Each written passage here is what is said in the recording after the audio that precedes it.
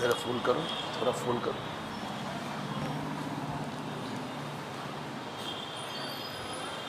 بسم اللہ الرحمن الرحیم.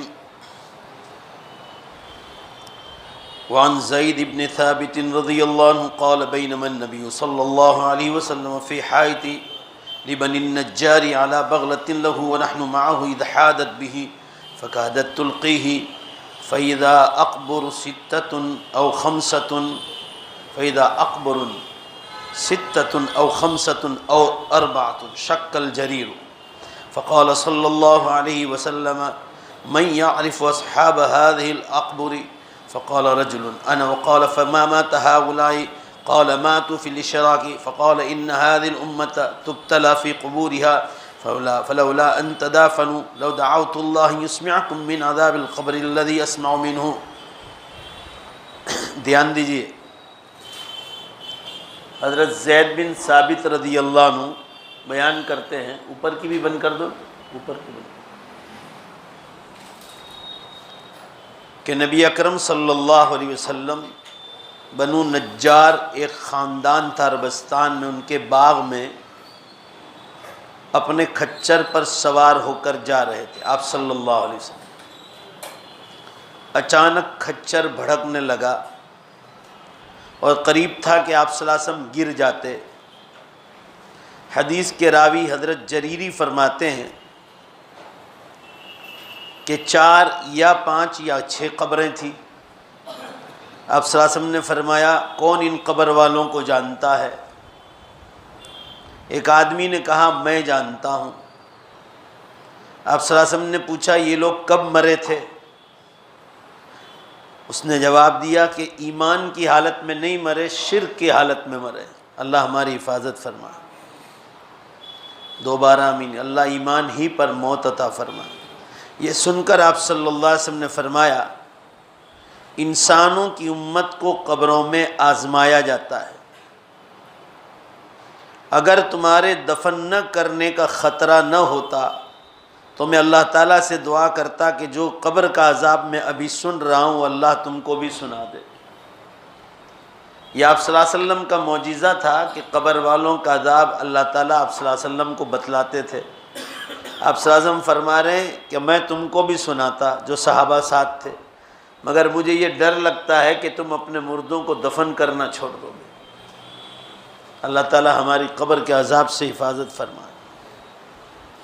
حضرت زید رضی اللہ عنہ فرماتے ہیں کہ پھر آپ صلی اللہ علیہ وسلم ہماری طرف متوجہ ہوئے اور کہا اللہ تعالیٰ کی پناہ طلب کرو قبر کے عذاب سے. اللہ کی پناہ مانگا کرو کہ اللہ ہمیں قبر کے عذاب سے بچائے. ہم نے کہا ہم قبر کے عذاب سے بچنے کے لیے اللہ کی پناہ چاہتے ہیں. یہ صحابہ نے فرمایا. آپ صلی اللہ علیہ وسلم نے پھر فرمایا قبر کے عذاب سے اللہ تعالیٰ کی پناہ مانگا کرو. ہم نے کہا ہم عذاب قبر سے اللہ کی پناہ مانگتے ہیں. آپ صلی اللہ علیہ وسلم نے فرمایا ظاہری اور باطنی تمام فتنوں سے اللہ کی پناہ مانگا کرو. ہم نے کہا ہم ظاہری اور باطنی تمام فتنوں سے بچنے کے لیے اللہ کی پناہ مانگتے ہیں. آپ صلی اللہ علیہ وسلم نے فرمایا دجال کے فتنے سے اللہ کی پناہ مانگا کرو. ہم نے کہا ہم دجال کے فتنے سے اللہ کی پناہ چاہتے ہیں. حدیث سے معلوم ہوا کہ صحابہ میں فرما برداری کتنی تھی. آپ صلی اللہ علیہ وسلم جیسا فرماتے تھے ویسی فوراً پناہ مانگتے تھے اللہ کی. حدیث کی شرح میں علماء نے لکھا ہے کہ قبر کا عذاب ثابت ہے. اس مسئلے کو ثابت کرنے والی احادیث بھی صحیح اور متواتر ہیں. اس میں شک اور شبے کی کوئی گنجائش نہیں ہے. قرآن پاک سے بھی قبر کا عذاب کا ذکر ہے کہ فرعون کی آل جب ڈوب کر ختم ہو گئی، فرعون کے ساتھ جتنے تھے حضرت موسیٰ علیہ السلام کو ختم کرنے کے لیے آئے تھے، جب وہ ختم کر دیے گئے اور دریائے نیل میں غرق کر دیے گئے تو ان لوگوں پر روزانہ قبر کا عذاب بتلایا جاتا تھا. قرآن پاک میں یہ مسئلہ لکھا ہے. اس سے معلوم ہوا کہ قبر کا عذاب ہوتا ہے، مگر ان لوگوں کو ہوتا ہے جو مشرک ہو، کافر ہو، یا مسلمان تو ہو مگر بے حساب گنہگار ہو اور توبہ کر کے نہ گیا ہو تو قبر کا عذاب ہونے کا چانس ہے. ہمیشہ اللہ کی پناہ مانگنی چاہیے.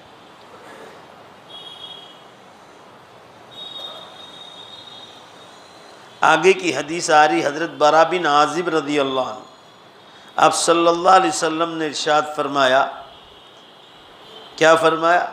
وعن البراء بن عازب وعن ابی ایوب رضی اللہ عنہما ان صبیا دفنا، یہ دونوں صحابی فرما رہے ہیں دو بچے انتقال کر گئے، دونوں کو دفنا کیا گیا، بچے ہیں۔ آپ صلی اللہ علیہ وسلم نے فرمایا اگر کسی کو قبر کے عذاب سے چھٹکارا ملتا تو یہ دو بچے بچ جاتے۔ یہ قبر کے عذاب سے مراد علماء نے لکھا ہے کہ قبر ہر مردے کو چاہے نیک ہو یا برا سے بھینچتی ہے، اس سے بھی پناہ مانگنی چاہیے۔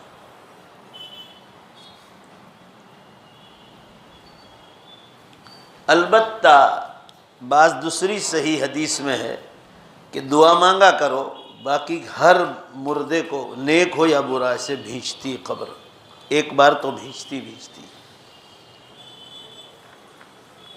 بس آدمی جتنا نیک ہوگا اس کے جو تکلیف ہوتی ہے اس سے آدمی بچا رہے گا، اور اللہ کی ذات سے امید رکھو، اللہ رحیم و کریم ہے، بولو بے شک ہے کہ نہیں۔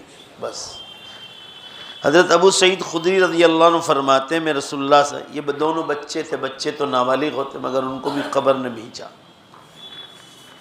ابو سعید خدری رضی اللہ عنہ فرماتے ہیں میں رسول اللہ صلی اللہ علیہ وسلم کے ساتھ ایک جنازے میں حاضر ہوا، آپ صلی اللہ علیہ وسلم نے فرمایا لوگو اس امت کو قبروں میں آزمایا جاتا ہے، جب کسی شخص کو دفن کر دیا جاتا ہے اور اس کے ساتھی واپس چلے جاتے ہیں تو ایک فرشتہ اس کے پاس آتا ہے، گھر والے چلے جاتے ہیں تو ایک فرشتہ اس کے پاس آتا ہے، اس کے ہاتھ میں کوٹنے چھیدنے کا ایک آلہ ہوتا ہے، مارنے کا ایک آلہ ہوتا ہے، اس شخص کو بٹھا کر پوچھتا ہے، دھیان سے سنیے گا حدیث لمبی ہے، اس آدمی کے بارے میں تیرا کیا خیال ہے؟ حضور صلی اللہ علیہ وسلم کی طرف اشارہ کیا جاتا ہے کہ اس آدمی کی طرف تیرا کیا خیال ہے؟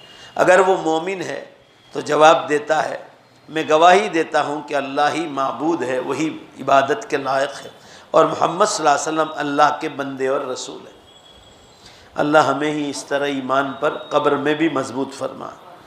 وہ کہتا ہے تو نے سچ کہا، پھر فرشتہ کہتا ہے تو نے سچ کہا، پھر جہنم کی طرف سے ایک دروازہ کھول دیا جاتا ہے، وہ کہتا ہے کہ دیکھ اگر تو اپنے رب کے ساتھ کفر کرتا، ایمان نہ لاتا تو یہ تیرا ٹھکانہ ہونے والا تھا، مگر تو نے کلمہ پڑھ کے سنا اس لیے تو بچ گیا۔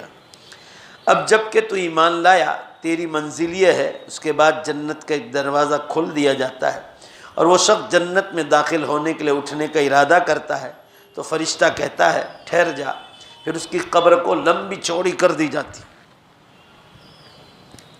اگر دفن کیا جانے والا آدمی کافر یا منافق ہے تو فرشتہ پوچھتا ہے کہ تو اس آدمی کے بارے میں کیا کہتا ہے؟ وہ جواب دیتا ہے اگر کافر ہے حضور صلی اللہ علیہ وسلم کے بارے میں تو کہہ رہا میں نہیں جانتا ہوں، وہ نہ کہے گا، کافر ہوگا۔ میں نے لوگوں کو جو کچھ کہتے سنا، اس طرح کہا تو تھا، لیکن اب میرے ذہن میں کوئی جواب نہیں۔ فرشتہ کہتا ہے نہ تو نے سوجھ بوجھ حاصل کی، یعنی تجھے عقل نہیں حاصل کی نہ تو نے پڑھا، نہ تو نے ہدایت پائی۔ پھر جنت کی طرف سے ایک دروازہ کھول دیا جاتا ہے، وہ کہتا ہے فرشتہ یہ تیری منزل ہوتی اگر تو تیرے رب پر ایمان لاتا اور تو محمد صلی اللہ علیہ وسلم پر ایمان لاتا، اب جب کہ تو کافر ہے اللہ تعالیٰ نے تجھے اس کے بدلے میں یہ ٹھکانہ جہنم دیا ہے۔ اتنے میں جہنم کی طرف سے دروازہ کھول دیا جاتا ہے اور اس کے سر پر وہ آلہ، وہ کوٹنے مارنے کا جو آلہ وہ مارا جاتا ہے۔ حدیث میں ہے کہ انسان اور جنات کے علاوہ ہر کوئی اس مار کو سنتا ہے جو کافر اور مشرک کو پڑتی ہے۔ اللہ تعالی ہماری حفاظت فرما۔ یہ حدیث سن کر بعض لوگوں نے کہا کہ اللہ کے رسول صلی اللہ علیہ وسلم جو شخص بھی فرشتے کے ہاتھ میں وہ آلہ دیکھے گا وہ ڈر کے مارے حدیث میں ہے بے ہوش سا ہو جائے۔ رسول اللہ صلی اللہ علیہ وسلم نے جواب میں یہ آیت فرمائی یثبت اللہ الذین آمنوا بالقول الثابت۔ صحابہ نے فرمایا کہ وہ جو مارنے کا آلہ ہے جو کافر اور مشرک کو مارے گا تو جب ہر قبر والے کو دکھلایا جاتا ہے تو کہا اس کو دیکھ کر بے ہوش ہو جائے گا، ہر آدمی میں مسلمان بھی ہوگا اس میں، کیونکہ اعلیٰ تو ہر ایک کو بتلایا جائے گا۔ تو فرمایا کہ یثبت اللہ الذین آمنوا بالقول الثابت۔ قرآن میں اس کا جواب دیا ہے کہ اللہ تعالیٰ شانہ اس ڈر سے ایمان کی برکت سے مسلمان کو محفوظ رکھے گا، بولو انشاءاللہ۔ قرآن کہہ رہا یثبت اللہ الذین آمنوا بالقول الثابت، جو کلمہ ہم نے پڑھا ہے وہ قبر میں بھی ثابت رہے گا، اس کی برکت سے اللہ فرشتے کی جو اس کے ہاتھ میں کوڑا ہے اس سے ڈرے گا نہیں مومن۔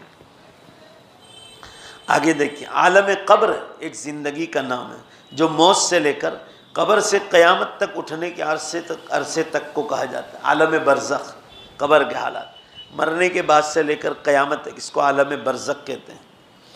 عذاب قبر کو ثابت کرنے والی احادیث بالکل صحیح حدیث ہے۔ آج کل انوکھے انوکھے خیالات کے مالک عجیب عجیب فرقے ظاہر ہوئے ہیں دنیا میں۔ مختلف فرقوں نے قبر کی زندگی کو الگ الگ مانا ہے، کوئی حیاتی بنا ہوا ہے تو کوئی مماتی، کوئی قبر کے گھڑے کا انکار کرتا ہے تو کوئی میت کے حقیقی بدن میں روح کے لوٹنے کا انکار کرتا ہے۔ یعنی دنیا میں الگ الگ فرقے ہیں۔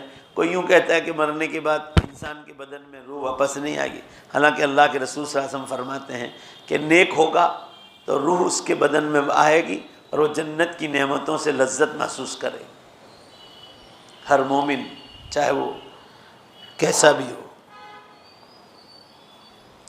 لہذا ایسا غلط سوچنے کا ہم کو جواز نہیں ہے کہ قبر میں ایسا کچھ نہیں۔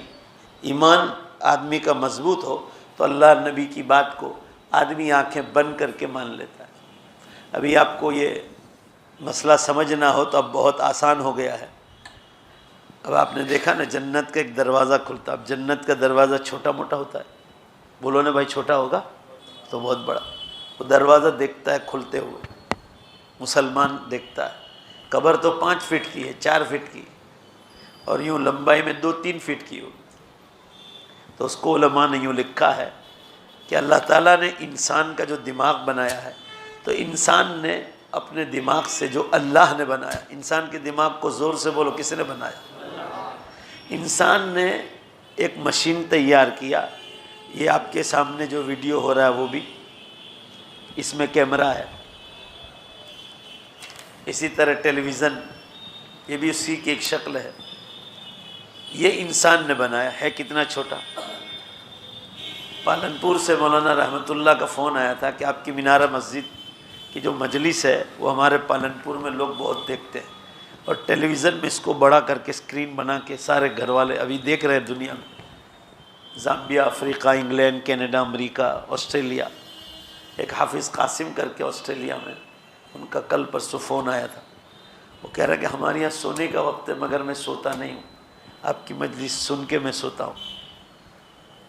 ہمارے سے 4 گھنٹے آگے ہے آسٹریلیا، ابھی 1-1:30 بجا ہوا۔ تو میں آپ کو یہ مسئلہ بتلانا چاہ رہا ہوں کہ یہ مشین اللہ نے انسان کے دماغ سے تیار، یہ ہے کتنا چھوٹا، اتنا سا ہے، کیمرہ دیکھنے جاؤ اتنا چھوٹا ہے، مگر اتنی سی ٹیلی ویژن کے نقشے پر انسان نے ایسا مشین رکھا ہے کہ اتنے چھوٹے پردے پر بڑا لمبا چوڑا اونٹ بھی بتلانا ہو تو اتنے سے ٹی وی کے پردے پر وہ بتلا دیتا ہے، بڑے بڑے کرکٹ کے میدان بتلاتا ہے، بڑے بڑے باغیچے بتلاتا ہے، سمندر کے سمندر بتلاتا ہے۔ انسان کے دماغ میں اللہ نے اتنا پاور رکھا ہے کہ اتنی چھوٹی مشین پر وہ اتنے بڑے بڑے گارڈن اور بڑے بڑے کرکٹ کے میدان دکھا سکتا ہے اتنے چھوٹے اسکرین پر۔ تو ذرا زور سے جواب دو بے شک بول کر، وہ اللہ جس نے انسان کو پیدا کیا ہے اس 5 فٹ کی قبر میں، زور سے بولو بے شک، کیا وہ جنت کا نمونہ نہیں دکھا سکتا ہے؟ بے شک دکھا سکتا۔ تو مسئلہ آسان ہے، لہٰذا یہ ان لوگوں کا جواب ہے جو قبر کے عذاب کا یا قبر میں جنت کے حالات کا انکار کرتے ہیں۔ چلیے آگے کی حدیث آ رہی کہ سیدنا سعد رضی اللہ عنہ کو بھی قبر نے دبوچا۔ حضرت عائشہ رضی اللہ عنہا روایت کرتی ہے رسول اللہ صلی اللہ علیہ وسلم نے فرمایا قبر ایک دفعہ تو انسان کو تنگ کرتی ہے، اور اس کے دباؤ سے اگر کوئی چھٹکارا پاتا تو حضرت سالم یا کوئی سالم رہتا یعنی چھٹکارا پاتا تو حضرت سعد بن معاذ چھٹکارا پاتا۔ اگر کوئی چھوٹتا، فضائل اعمال میں بھی حدیث ہے، اگر کوئی قبر کے بھیچاؤں سے دبانے سے بچتا تو حضرت سعد بن ثابت بچ جاتے۔ اور وہ کون ہے؟ آگے آ رہا ہے، دیکھو ذرا پہلے۔ اللہ تعالیٰ قبر کا یہ دباؤ ہم سب کے لیے آسان فرما۔ سیدنا عبداللہ ابن عمر رضی اللہ عنہ بیان کرتے ہیں کہ رسول اللہ صلی اللہ علیہ وسلم نے فرمایا کہ یہ حدیث جو اوپر گزری سعد بن معاذ رضی اللہ عنہ کی، یہ خبر ہے سعد بن معاذ کون ہے؟ کہا جن کے لیے اللہ کا عرش ہل گیا تھا۔ زور سے بولو بھائی، اللہ کا عرش ہل گیا تھا۔ یہ وہ شخص ہیں اللہ کا عرش ہل گیا تھا، کوئی چھوٹے موٹے آدمی ہیں، ان کو قبر نے دبوچا۔ تو میں اور آپ کیا چاہیے؟ بس یہ دعا مانگنی چاہیے کہ اللہ قبر کے دبوچنے میں ہمارے لیے آسانی فرما دے۔ اور یہ وہ شخص ہیں جن کے لیے آسمان کے دروازے، جب ان کی روح قبض ہوئی نا تو آسمان کے سارے دروازے کھول دیے گئے تھے حضرت سعد بن ثابت کے لیے۔ اور آگے سنو، 70,000 یعنی گجراتی میں 70,000 فرشتے ان کی جنازے کی نماز میں شریک تھے۔ اور بھی صحابہ کے بارے میں آتا ہے 70,000 فرشتے ان کی جنازے میں شریک۔ آج بھی یہ سن لیجئے، لوگ سمجھتے ہیں کہ آج نہیں، آج بھی اللہ کا نیک بندہ ہو تو باقاعدہ فرشتے اترتے ہیں اور جنازوں کی نمازوں میں آتے ہیں۔ آدمی جتنا نیک ہوگا اتنا اللہ پیار کرتا ہے۔ لکھنؤ میں حضرت مولانا عبدالحی صاحب فرنگی محلی رحمۃ اللہ علیہ تھے، 35 برس کی عمر میں انتقال کر گئے۔ زور سے بولو کتنے؟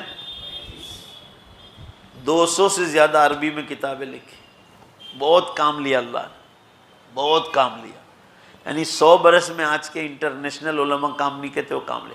ان کا انتقال ہوا نا، انتقال سے ایک رات پہلے ایک بہت بڑے بزرگ تھے لکھنؤ میں، ان کو خواب میں بتلایا گیا کہ فرشتوں کی لائن لگی زمین سے لے کر آسمان تک، اور کسی کی روح کو ایسے باقاعدہ بہت عزت کے ساتھ جو ہے آسمانوں پر لے جایا جا رہا ہے۔ اور صبح اعلان ہوا کہ حضرت مولانا عبدالحی صاحب رحمۃ اللہ علیہ کا انتقال ہوا۔ وہ تھے اللہ والے، اتنا علم میں مشغول رہتے تھے، اتنا علم میں اور دین کے کاموں میں، بیانوں میں، دین کے کاموں میں، امت کی فکر میں، کہ ایک بار وہ ان کے والد نواب لکھنؤ تھے۔ آج بھی ان کی کوٹھیاں ہیں، کبھی لکھنؤ جانا، یوپی تو دیکھنا ذرا، وہ نوابوں کے محل آج بھی ہے۔ میں تو نہیں گیا، لکھنؤ گیا ہوں مگر دیکھنا نہیں پایا۔ لوگ کہتے ہیں کہ وہ نوابوں کے محل آج بھی ہے۔ وہ ان کی اولاد میں تھے حضرت مولانا عبدالحی صاحب نواب لکھنؤ کے۔ ایک بار ان کے والد نے ان کو جانچنا چاہا کہ یہ رات کو تہجد میں اٹھ کے کتنا علم میں مشغول ہے۔ تہجد میں کب سے اٹھ جاتے تھے، جلدی سو، ہمارے لوگوں کی طرح نہیں رات کو دیر تک موبائلوں پہ بیٹھے رہتے یا ٹیلی ویژنوں پر یا گپے سپے مارنے۔ وہ لوگ عشاء بعد فوراً سو جاتے تھے۔ عشاء بعد کے بعد تو دنیاوی باتیں کرنا بھی بہت بڑا گناہ بتلایا۔ صرف یہ دین کی مجلس کی بنیاد پر آپ کو تھوڑی دیر بیٹھنے کی اجازت دی شریعت نے، ورنہ حکم یہی ہے کہ جلدی سو جاؤ تاکہ جلدی اٹھ جاؤ اللہ کو یاد کرنے کے۔ تو ایک دن ان کے والد اللہ والے تھے، نواب تھے، انہوں نے ایک دن پانی مانگا انہوں نے، تو وہ بھی تہجد میں اٹھ گئے۔ تو خادم سے کہا ان کے والد نے کہ آج پانی مت دو، ذرا اپنے جانچتے ہیں کہ اس کا علم کی مشغولیت کتنی ہے۔ تو کیروسین بھیج دیا ایک گلاس بھر کے، وہ پی گئے اور پھر کتاب میں لگ گئے۔ تو انہوں نے 2 رکعت شکریہ کی نماز پڑھی۔ واقعہ میں نے پڑھا ہے، مجھے یاد نہیں رہا، یہ ہاتھ اٹھا کر دونوں کہ اللہ اب مجھے یقین آ گیا کہ میرے خاندان میں علم نبوت باقی ہے۔ بھائی سمجھ رہے ہیں بات؟ کیروسین پی گئے تھے اور پتہ نہیں چلا کہ میں کیروسین پی گیا ہوں، اتنے مشغول رہتے تھے۔ یہ مولانا عبدالحی صاحب رحمۃ اللہ علیہ۔ آج بھی جنازوں میں فرشتے کھڑے، اللہ ہمارے ساتھ بھی یہ معاملہ فرمائے۔ آگے کی روایت تو یہ حدیث میں بتلا رہے کہ سعد بن معاذ رضی اللہ عنہ وہ شخص ہیں جن کی جنازے کی نماز میں 70,000 فرشتے نازل ہوئے تھے، اور جن کی روح نکلنے کے بعد ان کے لیے آسمان کے سارے دروازے کھول دیے گئے تھے، اور عرش ہل گیا تھا، عرش الہی ان کو قبر نے دبوچا۔ تو ہم اور آپ کیا چیز ہے؟ بس اللہ سے یہ دعا مانگو کہ اللہ قبر کے دبوچنے کے وقت آسانی فرما دے، ہمیشہ مانگنی چاہیے۔ حضرت برا بن عازب رضی اللہ عنہ فرماتے ہیں، حضرت ابو ایوب انصاری رضی اللہ عنہ بیان کرتے ہیں کہ ایک بچے کو دفنایا گیا اور آپ صلی اللہ علیہ وسلم نے فرمایا اگر کسی کو قبر کے بھینچنے سے چھٹکارا ملتا تو یہ بچہ چھوٹ جاتا۔ معلوم ہے چھوٹے بچوں کو بھی اس معاملے میں چھوڑا نہیں جاتا ہے، یہ اللہ کے قانون میں لکھا، اس میں ہماری بہتری، بس یہ دعا کرو اللہ ہمارے لیے آسانی فرما دے۔ سیدنا انس رضی اللہ عنہ فرماتے ہیں نبی اکرم صلی اللہ علیہ وسلم نے ایک بچی یا ایک بچے کا جنازہ پڑھا اور فرمایا اگر قبر دبانے سے کسی کو نجات ملتی تو تو یہ بچہ چھوٹ جاتا۔ معلوم ہوا کہ قبر ایک بار ضرور دباتی ہے۔ اللہ تعالیٰ ہمیں سب کو اپنے امان میں اور اپنی حفاظت میں رکھے۔ علماء نے لکھا ہے کہ یہ جتنی بھی اس قسم کی روایتیں ہیں یہ سب کی سب سچی ہیں اور اس میں کوئی جھوٹ کا ملاوٹ نہیں۔ ایک حدیث پڑھ لیں۔ حضرت برا بن عازب رضی اللہ عنہ فرماتے ہیں رسول اللہ صلی اللہ علیہ وسلم نے فرمایا جب مومن کو قبر میں بٹھا دیا جاتا ہے، یہ دھیان سے سنو ذرا، ہر مومن کے ساتھ یہ معاملہ ہوتا ہے، جب مجھے اور آپ کو کفن پہنا کر اتار دیا جائے گا اور دعا کر کے لوگ نکل جائیں گے، اس کے بعد فرشتے آتے ہیں انتہائی خوبصورت مخمل کا خوبصورت اور خوشبودار کپڑا لے کر۔ وہ مخمل کا کپڑا جو کسی انسان بنا ہی نہیں سکتا، وہ جنت کا ہوتا ہے، اور یہ کفن اتار لیا جاتا ہے دنیا والا اور دوسرا اس کو پہنا دیا جائے، پھر اس کو بٹھایا جاتا ہے قبر میں، اور فرشتے آتے ہیں تو وہ گواہی دیتا ہے کہ اللہ ہی معبود برحق ہے، اللہ ہی عبادت کے لائق ہے، اور اللہ ہی اور محمد صلی اللہ علیہ وسلم ہی اللہ کے رسول ہے۔ اللہ تعالیٰ نے اسی بات کی طرف اشارہ کرتے ہوئے قرآن میں کہا یثبت اللہ الذین آمنوا بالقول الثابت۔ یہ آیت عذاب قبر کے بارے میں نازل ہوئی۔ یہ روایت ہے، ایک اور روایت ہے، جب مسلمان سے قبر میں سوال کیا جاتا ہے تو جواب میں گواہی دیتا ہے کہ اللہ کے سوا کوئی معبود نہیں اور محمد صلی اللہ علیہ وسلم اللہ کے رسول ہیں۔ اللہ تعالیٰ ایمان والوں کو اچھی بات کے ساتھ مضبوط رکھتا ہے، یعنی ایمان کے ساتھ دنیا میں بھی قائم رکھتا ہے، اور قبر میں بھی وہ فرشتوں کا جواب اسی طرح دے گا اگر وہ دنیا سے یہ بات لے کر گیا ہے۔ آگے کی حدیث آ رہی ہے تو وہ مخمل کا کپڑا پہنایا جاتا ہے، دھیان سے سنو، وہ حدیث دونوں ملا کے آگے پوری ہوتی ہے۔ آپ صلی اللہ علیہ وسلم نے فرمایا جب مومن اپنی قبر میں وسعت دیکھتا ہے، یعنی قبر کو بہت لمبا چوڑا کر دیا جاتا ہے، ہر مسلمان مرد یا عورت، تو وہ فرشتوں سے کہتا ہے مجھے چھوڑ دو، مجھے گھر جانے دو، میں گھر والوں کو خوشخبری سنانے کے لیے جاتا ہوں کہ اللہ تعالیٰ نے میرے ساتھ اتنا کرم کا معاملہ کیا، میں نے اتنے کم اعمال کیے تھے اور اللہ نے میرے ساتھ اتنا عزت کی۔ یہ صحیح حدیث ہے۔ تو فرشتے کہتے ہیں کہ اب یہاں سے جا نہیں سکتے، اب یہاں سے آپ کے لیے آرام ہی آرام شروع ہو گیا ہے۔ یہاں قانون یہ ہے کہ جو آتا ہے، زور سے بولو، قیامت تک واپس جا نہیں سکتا ہے۔ اللہ تعالیٰ ہم سب کی حفاظت فرمائے اور قبر کی زندگی آسان فرمائے۔ اس سے معلوم ہوا کہ مومن کے لیے قبر میں اللہ کی طرف سے بڑا انعام ملتا ہے۔ آدمی کا ایمان مضبوط ہونا چاہیے۔